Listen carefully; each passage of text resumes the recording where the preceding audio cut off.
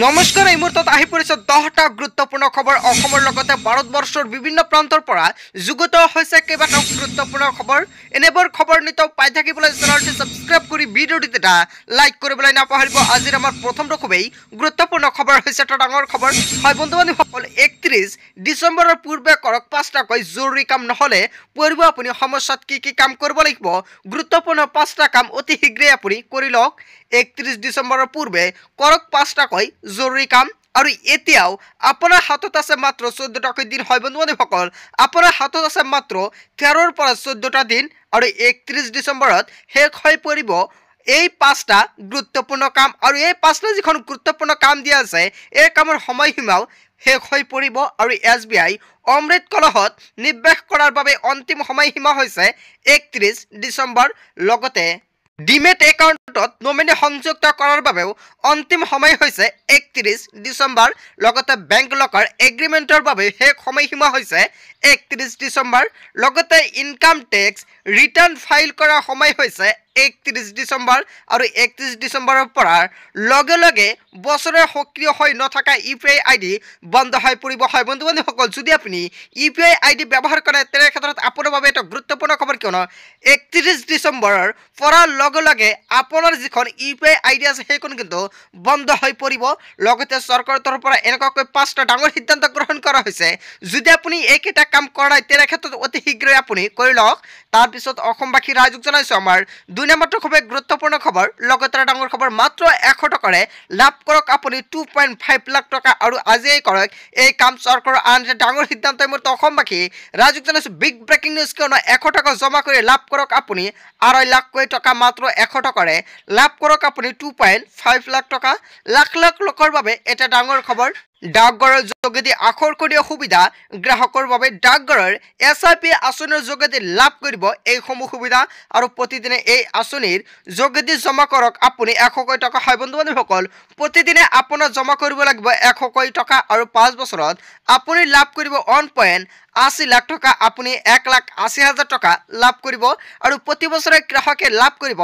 12% আৰু 5 বছৰত মুঠ জমা ৰাখি লাভ কৰিব প্ৰায় 2,48,000 টকা আৰু 5 বছৰত মুঠ জমা ৰাখি লাভ কৰিব আপুনি প্ৰায় 2,48,000 টকা হয় বন্ধু-বান্ধৱীসকল চৰকাৰে এটা ডাঙৰ আঁচনি মুকলি কৰিছে মাত্ৰ 100 টকাৰে লাভ কৰক আপুনি 2.5 লাখ টকা হয় বন্ধু-বান্ধৱীসকল চৰকাৰে যিটো আঁচনি বন্ধু-বান্ধৱীসকল চৰকাৰে যিখন আঁচনি মুকলি কৰিছে ইয়াৰ বিষয়ত কি ক'ব আচলতে আপুনি লাভান্বিত হ'বনে অথবা জনসাধাৰণে লাভান্বিত হ'বনে এইখন SIP আঁচনিৰ জৰিয়তে যদি হয় তেনে ক্ষেত্ৰত নিশ্চয় আপুনি কমেণ্টৰ জৰিয়তে জনাবলৈ নাপাহৰিব তাৰ পিছত অসমবাসী ৰাইজক জনাইছো আমাৰ 3 নম্বৰটো খুব গুৰুত্বপূৰ্ণ খবৰ লগতে ডাঙৰ খবৰ 10 বছৰ পুৰণি আধাৰ কাৰ্ড ব্যৱহাৰকাৰীসকললৈ এটা ডাঙৰ খবৰ 2024ৰ মাৰ্চ মাহৰ ভিতৰত কৰক এই গুৰুত্বপূৰ্ণ কাম আপোনাৰ আধাৰ কাৰ্ড আছে নেকি যদি আছে 10 বছৰ পুৰণি আধাৰ কাৰ্ড তেনে ক্ষেত্ৰত কৰিব লাগিব আপোনাৰ এইকেইটা গুৰুত্বপূৰ্ণ কাম 10 বছৰৰ পুৰণি আধাৰ কাৰ্ড থাকিলে এই মুহূৰ্তে চৰকাৰে জনাইছে এটা বিশেষ নিৰ্দেশনা চৰকাৰে কৰিছে এক বিশেষ ঘোষণা আৰু আধাৰ কাৰ্ড আপডেট সন্দৰ্ভত নতুন জাননী জাৰি কৰিছে চৰকাৰে 2024 চনৰ 14 মাৰ্চৰ ভিতৰত বিনামূলীয়াকৈ আপডেট কৰক আধাৰ কাৰ্ড কিয়নো কিছুমান নিৰ্বাচিত বিষয় আপডেট কৰিবলৈ এই সুবিধা কি আপডেট কৰিব লাগিব সব সলনি কৰিব পাৰিব আপোনাৰ নাম ঠিকনা জন্মৰ তাৰিখ লিংগ ফোন নম্বৰ আৰু ইমেইল আইডি আৰু ইয়াৰ পাছতে বায়োমেট্ৰিক সলনি কৰিবলৈ যাব লাগিব আপোনাৰ আধাৰ কেন্দ্ৰলৈ আৰু আপোনাৰ হাতত থকা স্মাৰ্টফোনটোৰে কৰিব পাৰিব আপুনি আধাৰ কাৰ্ডটো আপডেট হয় বন্ধু-বান্ধৱীসকল আপোনাৰ লগত যিখন স্মাৰ্টফোন আছে আপোনাৰ স্মাৰ্টফোনৰ সহায়তে কৰিব পাৰিব লগতে UITI ৱেবছাইটত আপুনি কৰিব পাৰিব আধাৰ কাৰ্ডখন আপডেট আৰু কিদৰে কৰিব আপডেট UITI ক্লিক কৰক আপোনাৰ আপডেট অপচনত লগতে আপোনাৰ মোবাইল লৈ আহিব এখন OTP আৰু OTPৰ জৰিয়তে এতিয়া আপুনি লগইন কৰক পোৰ্টেলত আৰু লগে লগে সন্নিবিষ্ট কৰক আপোনাৰ তথ্য আৰু তথ্যখিনি সন্নিবিষ্ট কৰি লৈ লোৱাৰ পিছত নিশ্চয় আপোনালোকৰ যিটো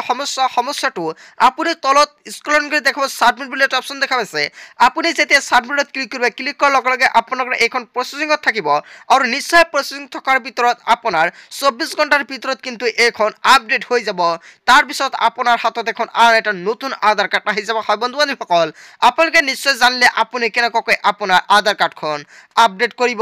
সো বন্ধু বান্ধৱসকল আজিৰ মূল ভিডিঅ'খনত আপোনালোকক কিখিনি সৰু কেইটামান ইনফৰমেশ্যন দিবলগীয়া আছিলে। ভিডিঅ'টি ভাল লাগিলে লাইক কমেণ্ট শ্বেয়াৰ কৰিব আৰু যদি এতিয়ালৈকে চেনেলটি ছাবস্ক্ৰাইব কৰা নাই তেন্তে এনেকুৱাকৈ নতুন নতুন ইনফৰমেটিভ তথা হেল্পফুল ভিডিঅ' পাবলৈ হ'লে চেনেলটি ছাবস্ক্ৰাইব কৰিবলৈ নাপাহৰিব। চ' থেংক ইউ ফৰ ৱাচিং ফুল ভিডিঅ'।